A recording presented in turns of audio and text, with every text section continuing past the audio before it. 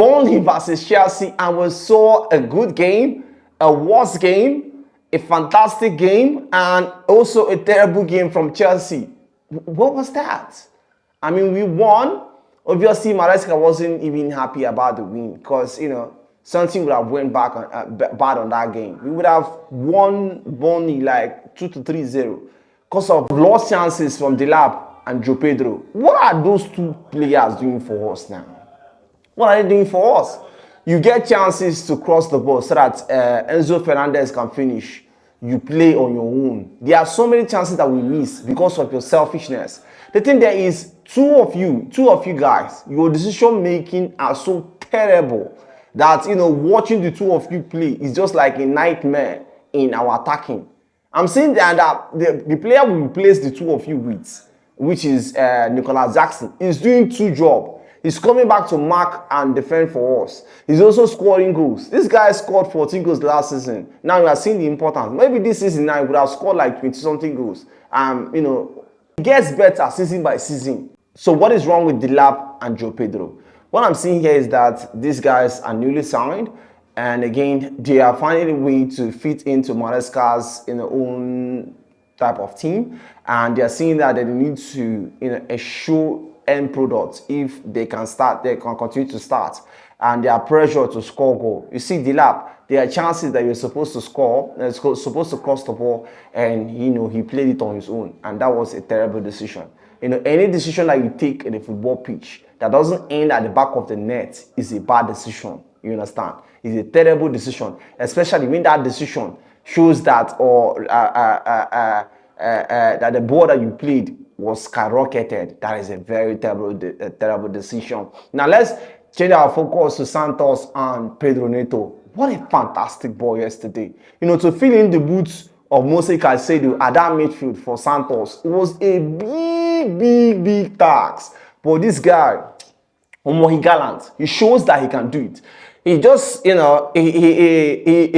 he's giving a more question mark to Enzo Maresca. Okay, he's finding a new way to rest Mose Caicedo. Although he said in the press conference that he doesn't want to repeat that again. But you see, Mose Caicedo needs a rest. Sometimes there are games that he wouldn't play. It's not every single game you come and play him. Now that you're seeing that Santos is very good. Playing that number 4 role, his best number 6, or you can just call it number 4. He's the best player for that particular position. There's nothing you want to tell me. Santos was very good yesterday. I mean, when you compare Santos to the time that we signed Mose Caicedo, you see that they are just similarly the same team.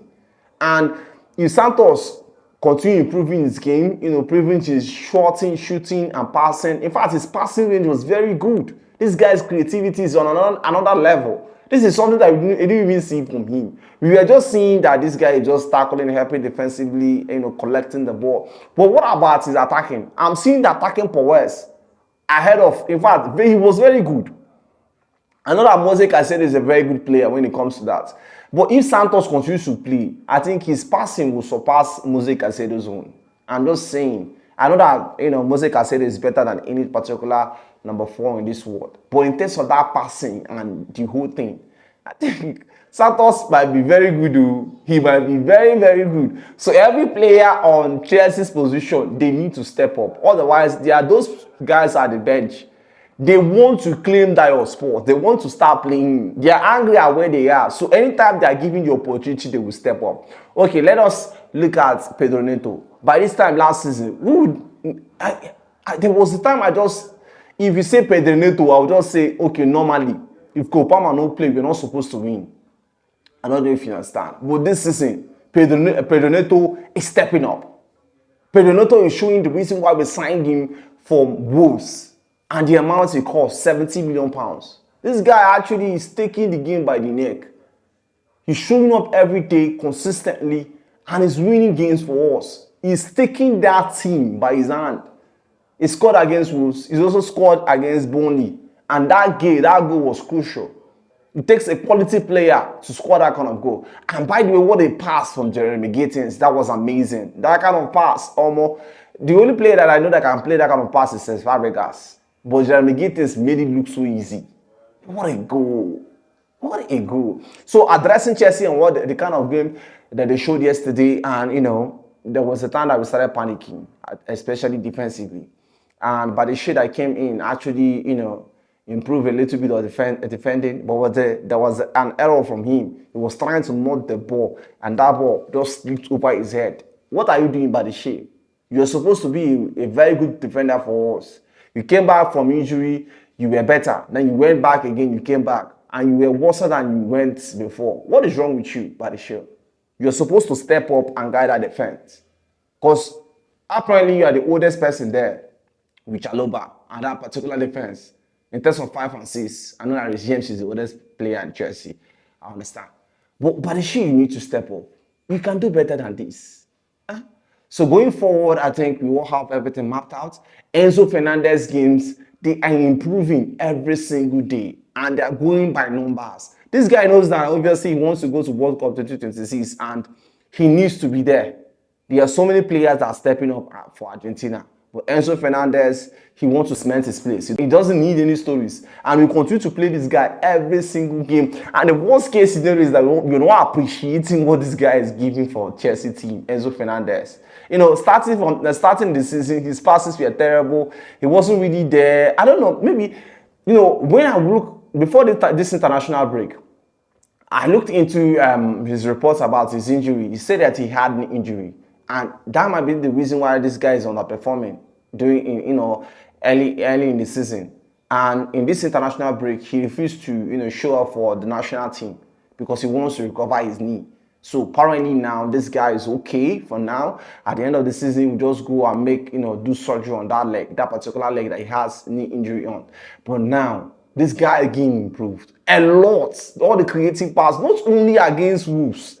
You see this game against Burnley, he was fantastic. This guy, quick foots, passing, he's the one doing all the creativity in that particular midfield. If you see the pass that Enzo Fernandez passes, it will just be straight to attack. It's only Dillard that doesn't really, find the next pass and finish this game. So Enzo Fernandez, kudos to you. The next person I want to embrace so well is Cucurella. This guy is literally everywhere you want to show him. This guy is everywhere. Cucurella is everywhere. If Chelsea are having problem defensively, Enzo Maresca will encourage Cucurella to move into an open space. Because, when Burnley press Chelsea, they will leave a space in the midfield. So, Cucurella now goes into the midfield. Chelsea now plays the ball to him. Now leaving 5 players ahead. Leaving 6 players. One pass will just delete 6 bonus players and will just be with Cucurella and attacking players and stress to the ball, and that play is supposed to be a finished product for Chelsea. But kudos to Cucurella, he's being good defensively, he's also being good attacking. What a player he is. And Jeremy Gittins, you're stepping up, you're doing very good. Congratulations to you. The next person I want to congratulate is Sanchez. Lately, you're no longer complaining about Sanchez. This guy is improving. He's doing better. His confidence is improving. Sometimes he gets a little bit of nervous at the post, but again, he gets it better. What he says is error, all those errors that normally lead to goals. This guy is now correcting it, and his game is improving. Again, defensively, Chelsea are doing better, but this guy is also very good. Now he's gotten 3 clean sheets. What a game from him. Kudos to Sanchez. He's doing better. So I would just say that going into the game, we have Barcelona coming up next, which is Chelsea versus Barcelona. This game will be tough. And available players on that particular list, I think there will be amazing players available like Mose Caicedo. We're also going to be getting players like Reece James. He wasn't injured against Burnley. That was just a tactical shift. And again, Gustavo will be available. Garnacho will be available because those players, they were well rested against this match on Barcelona Day. Because, this team plays side defense. So we want to outrun them. We need players with pace and, pace and with brain, and with Garnacho and Gustavo Williams, these two, we will finish that Barcelona defense. We will just outrun them with pace. You understand? So I think Joe Pedro was also removed. This guy, we cannot just do without him. Apparently he's good.